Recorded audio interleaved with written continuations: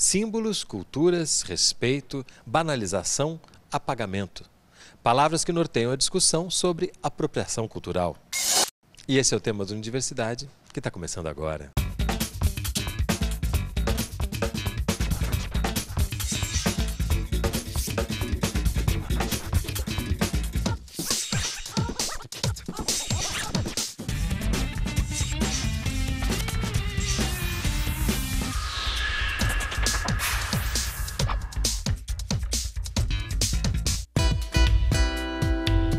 Hoje, no Centro Cultural Banco do Brasil, no Rio de Janeiro.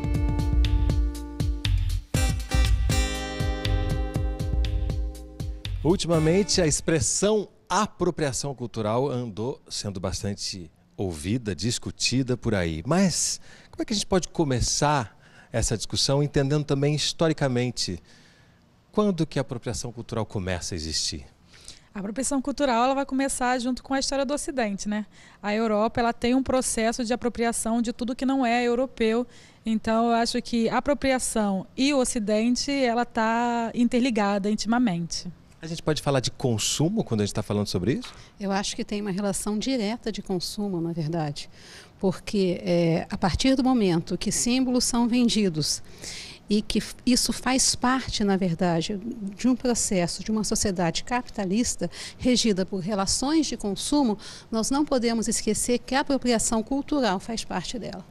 Símbolos é outra palavra importante quando a gente está falando nesse assunto, né? Exatamente. Na verdade, falar de apropriação cultural é pensar quem é que pode falar. Qual é o símbolo da fala? Né? E aí, na verdade, quando se fala em símbolo, se fala que um determinado corpo, quando ele se apropria, ele nega um outro corpo, uma outra fala, uma outra narrativa. Narrativas negadas, falas negadas, a gente está falando da questão indígena, quando fala dessa invisibilidade, desse silenciamento? Exatamente. Atualmente no Brasil existe 305 etnias e 274 línguas faladas. E é apropriação cultural. Para discutir sobre a questão apropriação cultural, como é que a gente discute? E os brasileiros sabem disso? Você tem uma página chamada Sentir na Pele. O que significa sentir na pele nesse caso? Significa tentar se entender como negro no Brasil e saber o que você passa, como a sociedade te enxerga e como você vai se inserir nessa sociedade, né? Então, a partir de relatos dessas histórias que podem ser desde a infância até os dias de hoje, essas pessoas vão começar a falar sobre o que elas passaram, sobre o que elas sentiram na pele e só elas sabem e podem falar sobre isso. Portanto, quando está se falando de apropriação cultural, também uma das palavras que é importante ser lembrada é racismo. Com certeza. No Brasil, que nós passamos por um processo de quase 400 anos de escravização da população negra africana, é importantíssimo falar sobre o que foi apropriado de nós, o que está sendo ainda apropriado de nós continuamente, e isso passa pelo silenciamento, pelo apagamento da nossa história, da nossa cultura, dos nossos símbolos. Isso é racismo também. Eu também penso que a história ela pode ter diversas narrativas. Então também é necessário que os movimentos se apropriem mais da própria cultura e que façam uso dela nessa divulgação, nessa disseminação de saberes, de conhecimentos e conteúdos. Porque, na verdade, como liberdade, como direito, não é possível negar que, por exemplo, determinada pessoa use certa indumentária. Talvez não seja possível, talvez, pensar que isso pode também ser apropriado pelo próprio movimento para autofortalecimento, para se fortalecer.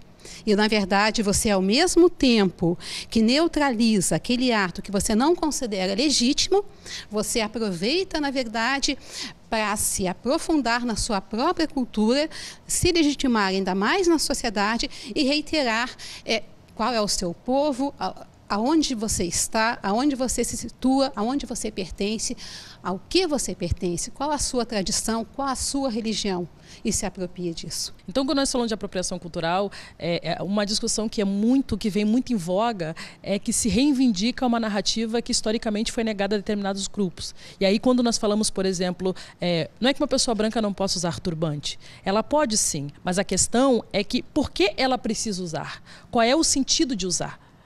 Então, esse não, essa narrativa do não, é justamente para que a apropriação de um corpo que historicamente foi negado fale desse lugar. Quando eu uso o turbante, quando eu falo da minha história, quando eu falo dessa narrativa que o racismo negou, essa fala que nos é negada. Então, a apropriação cultural é uma discussão importante na medida que ela potencializa e precisa potencializar grupos e não mais dar voz somente àqueles grupos hegemonicamente privilegiados. Aline? Eu acho que a gente precisa pensar a apropriação cultural como um processo de trocas entre as culturas, né? Onde determinadas culturas vão cada vez mais trocar entre si e uma vai sempre se apropriar de um símbolo de um outro grupo social. E a importância de se pensar isso é que, à medida que você se apropria de um símbolo, ressignifica, se apropria, ressignifica, se apropria e ressignifica, você fica distante do simbolismo que aquele objeto reapropriado e ressignificado tantas vezes, ele vai perdendo ao longo do tempo. Vai esvaziando o seu significado. Vai esvaziando o seu significado. Então, quando a gente pensa num turbante, por exemplo, que seja ligado à cultura negra ou que seja um turbante, né, ligado às culturas árabes, por exemplo, como é o exemplo do kefia, à medida que a gente vai usando, ressignificando, a gente vai esvaziando esse símbolo do significado original que ele tem. Então, a gente pode falar do turbante para as culturas negras, mas a gente também tem um turbante, o kefi árabe, por exemplo, de cores preta e branca, ligado à população palestina, né? Então, ele foi reusado novamente a partir dos anos 60 pela OLP, a Organização de Libertação para a Palestina, mas ele guardou a simbologia original porque era uma luta contra a dominação estrangeira. Da mesma forma que era utilizado anteriormente. Exatamente. E a partir do momento em que isso se torna um objeto da moda, isso é ressignificado esteticamente e vai perdendo a simbologia de uma luta política. Então, quando a gente pensa apropriação cultural, a gente tem que pensar qual é o simbolismo daquele objeto que a gente está usando. Será que eu estou preocupada com a carga afetiva que determinada cultura tem com aquele objeto, ou eu estou usando simplesmente porque é a nova moda na capa de uma revista? Tcharam! Eu acho que tem que também pensar que o processo de ressignificação, ele é um processo que também se baseia no processo de genocídio daquela cultura. Então, quando você ressignifica um item cultural, e esse item cultural ele é o tempo inteiro negado e rechaçado dentro do seu próprio organismo, né? E aí vem uma outra cultura privilegiada, hegemônica, e utiliza ele num processo de ressignificação, isso é um dado de genocídio e apagamento daquela cultura. Então, isso não pode ser esquecido. No próximo bloco a gente continua, tem muita coisa ainda para falar sobre esse assunto, não sai daí, a gente volta já.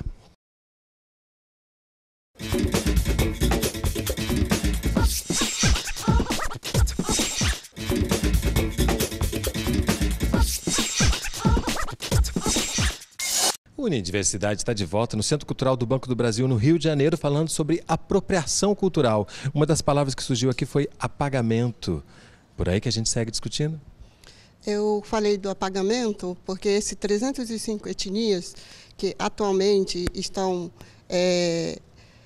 no Brasil, né, e 274 línguas são mundos diferentes. Por exemplo, eu sou Guarani-Nhandeva e eu não entendo, não compreendo o mundo dos outros etnias. Então, quem pode e tem autonomia e propriedade para falar sobre a minha cultura sou eu. Quer dizer, só os Guarani. Então, os Guarani têm, e porque entende que aqueles símbolos e como que se constrói, qual a crença. Então, só os Guarani podem explicar o tecó. O que é tecó? Um modo de ser, um modo de viver. E esse tecó está dentro desse apropriação. Então, quer dizer, só eu sei. Então, muitas das vezes, aquelas pessoas que não conhecem o mundo Guarani, pode se equivocar, no caso, para compreender, precisa compreender realmente, de fato, e utilizar aquilo como a favor do próprio, daquele que não é se apropriar, é compreender, para poder, de fato, visibilizar. Compreender também é muito importante nessa discussão, né? Importantíssimo. E como nós temos um processo histórico de apagamento e de desumanização das populações negras e indígenas aqui no Brasil, no nosso contexto, né? Acaba que todos os símbolos, itens que nós utilizamos, nossas formas de ser e também músicas, danças, enfim, todas as coisas que compõem a nossa cultura, elas são desumanizadas assim como foi feita a nossa história, né? Então, o que acontece? Você trata como se aquilo que eu tenho, que eu faço, como se não tem problema, eu posso utilizar isso aqui. E o mesmo não se faz com outras culturas que são realmente valorizadas. Símbolos da cultura judaica não são utilizados de forma deliberada por outras pessoas porque respeitam essa cultura, sabem que essa cultura é uma cultura que deve ser respeitada. E o mesmo não é feito com as culturas indígenas e negras aqui no Brasil. Isso é muito importante para se observar, por exemplo. Primeiro eu quero pontuar aqui que o turbante também era usado pelo sumo sacerdote no Oriente Médio, Cohen Gadol. Os símbolos judaicos são sim utilizados em igrejas evangélicas. Se utilizam kippot, se utilizam talit, estrela de Davi e todos os demais símbolos. O que eu disse, na verdade, no começo, é que não há, na verdade, como impedir esse tipo de utilização. Eu penso muito mais em relação à diversidade, à compreensão, à legitimação e à apropriação da própria cultura e colocar isso para fora da sociedade com uma linguagem acessível, adequada, para que a sociedade possa, de fato, compreender o que pertence e o que não pertence.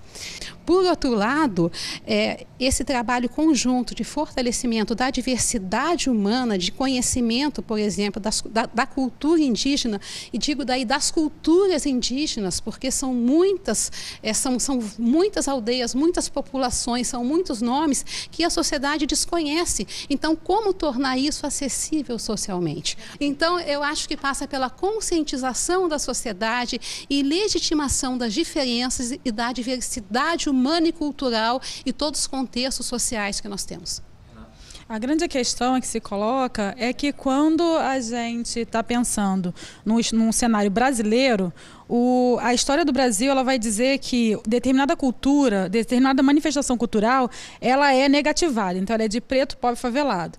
Até se tornar um patrimônio mundial. E aí se torna a cultura brasileira. Isso é uma apropriação cultural. Porque quando essa cultura ela ganha uma dimensão muito mais de consumo, né, nesse momento se torna algo patrimônio do Brasil. Sendo que quando ela ainda não tem essa posição, ela é relegada e é rechaçada, né, de maneira pejorativa àquele grupo. Por exemplo, o cabelo. O meu cabelo de dread, ele é uma coisa suja de mendigo. Agora, se você é louro de olho azul, morador da Zona Sul, você vai ser capa de revista. Então, o que é isso? Pensei no samba também, né? É a base, né? É a base. O samba é a base, né? Ele vai passar por esse processo. Ele vai ser o tempo inteiro um elemento da favela até se tornar um patrimônio mundial, né? E aí vira patrimônio do Brasil, todo mundo pode sambar, todo carnaval é nosso. Mas no princípio ele era, inclusive, alvo da polícia constantemente, né? Vagabundo. E é importante retificar uma coisa que eu tinha dito, que quando se reivindica não usar, é justamente para que seja destituída essa ideia de usa-se e perde o sentido político daquilo, entendeu? Então, quando reivindica, por exemplo, a questão do turbante, ou a questão do dread, ou a questão do próprio black, que é para uma leitura, muitas das vezes uma leitura política, ele se torna uma leitura rasa, perde o sentido, perde o símbolo, a força que essa leitura apresenta. Então, a reivindicação de dizer por que você precisa usar isso, qual a necessidade de usar essa narrativa que está esvaziando um movimento político através dessa narrativa. O não é uma positivação, não se reconstitui o outro através de perspectivas que não sejam de si.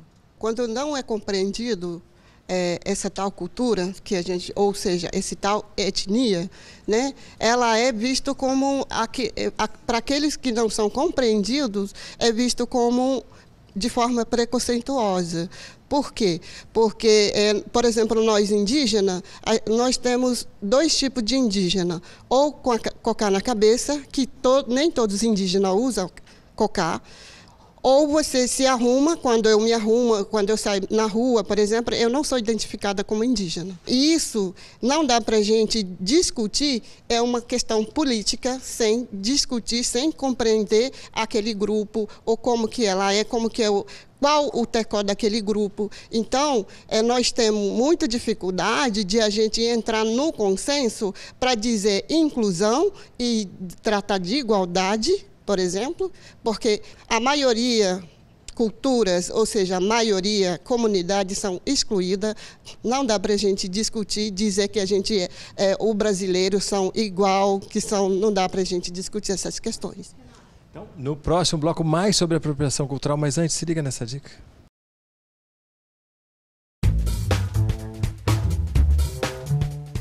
O projeto Sentir na Pele traz os relatos de quem já sofreu com racismo. Para saber mais, acesse a página.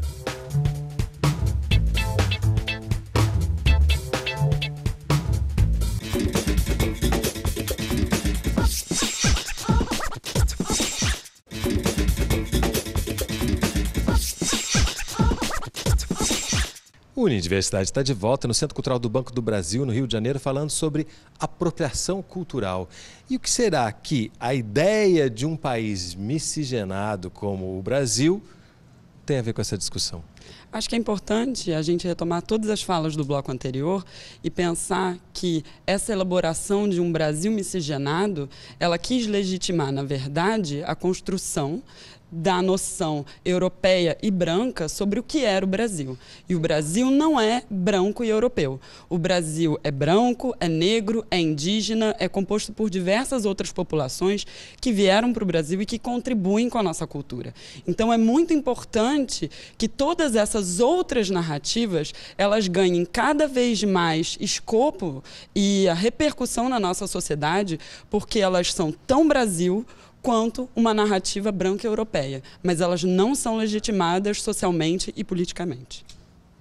E o que acontece aqui no Brasil é que essa construção de que nós somos realmente um país miscigenado e de que todos nós nos damos super bem, ela cai por terra quando você percebe que dizem para mim, já ouvi falar assim, não, mas você não é negro, mas um policial na rua, ele sempre vai me identificar como negro, alguém na rua atravessa para o outro lado, sempre fugindo de mim porque eu sou negro, então eu sou moreno quando é interessante para eles. Mas, na verdade, eu sou negro. E essa identificação é muito importante para nós e ela passa também pelos símbolos. Então, um movimento que tem acontecido, né, nos últimos anos, nas últimas décadas, de utilização desses símbolos como reafirmação da sua própria identidade, da nossa própria cultura, é muito importante para nós. Ao esvaziar esses símbolos, ao utilizar eles de forma banal, você, como já disseram aqui, você esvazia esse ato, que é um ato também político, e torna ele banal, então esse seu ato ele perde a força, essa sua identidade que foi tão difícil de construir, né, tão difícil de você conseguir se identificar, se sentir bem sendo quem você é, porque é um processo de construção, de desumanização nosso histórico, agora que a gente conseguiu, tomam como se fosse nada. Quando a gente pede, reivindica o nosso direito, por exemplo, a questão da terra, a demarcação da terra, a gente é visto como vândalos, a gente é visto como preguiçosos, que a gente não quer fazer nada, por isso que a gente reivindica a terra. Vai fazer o que com a terra, né? Parece que nós, indígenas, é visto como insustentável. Nós não fizemos nada com a terra. Por que a gente não faz nada com a terra quando a gente preserva? Porque a natureza pertence... A gente pertence à natureza e não a natureza pertence a nós. E eu acredito que é nesse sentido que a gente sempre mantém a nossa sabedoria, né? A gente fala que a gente fala com a árvore, né? Porque é ela que nos sustenta, é ela que nos dá alegria. E eu acredito que quando a terra ela se some essas árvores, de fato, a gente fica triste. Quando a gente fica triste, na nossa sabedoria, a gente todo fica doente. Quando nós reivindicamos a apropriação cultural, nós também estamos tratando de uma questão ontológica do sujeito, né?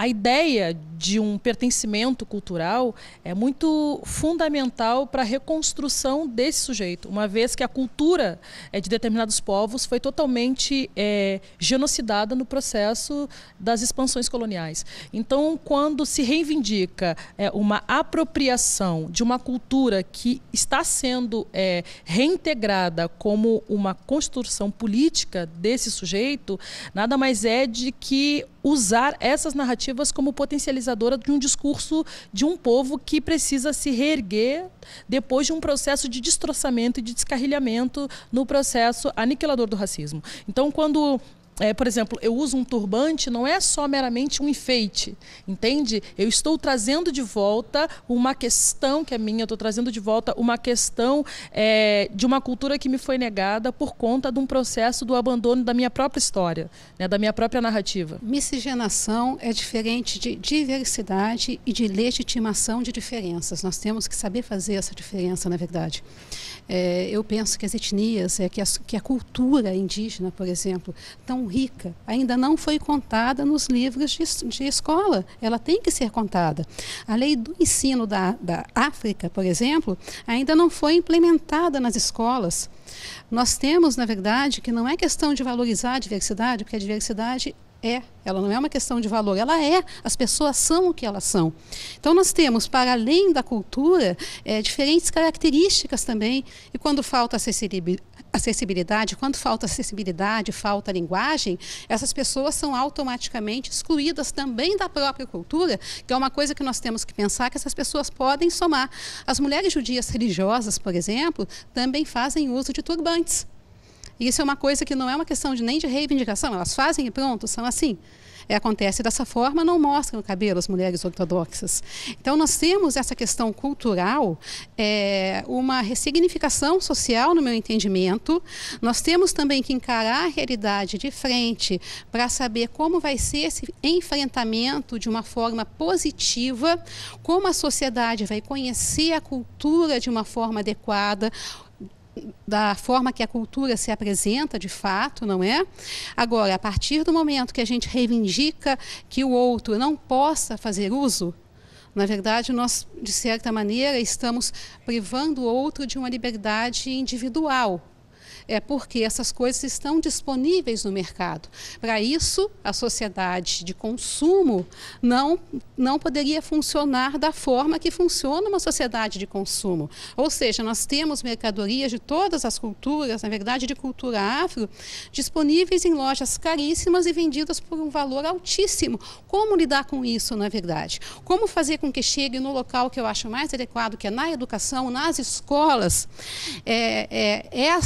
essa visão, na verdade, esse entendimento do que é a cultura africana, como isso começou, como vieram para cá em navios negreiros e foram massacrados, e a juventude continua, na verdade, sendo massacrada e discriminada diariamente. Como enfrentar o antissemitismo no Brasil? Existe antissemitismo, nós não podemos fazer essa negação. Existe antissemitismo no Brasil e essas práticas elas são diárias, basta abrir a internet, entrar no Google e clicar. Então nós temos, no meu entendimento, por fim, que legitimar, entender, compreender a diversidade, conhecer mais. A informação é poder. E chega ao fim mais um Unidiversidade, um programa do Canal Saúde da Fundação Oswaldo Cruz. Se você quiser entrar em contato conosco, nosso endereço eletrônico é canalsaude.fiocruz.br ou então acesse a nossa página no Facebook. E eu quero agradecer a Sandra, a Aline, Ernesto, Asa, Cláudia e Catiúcia por mais um Unidiversidade que vocês fizeram.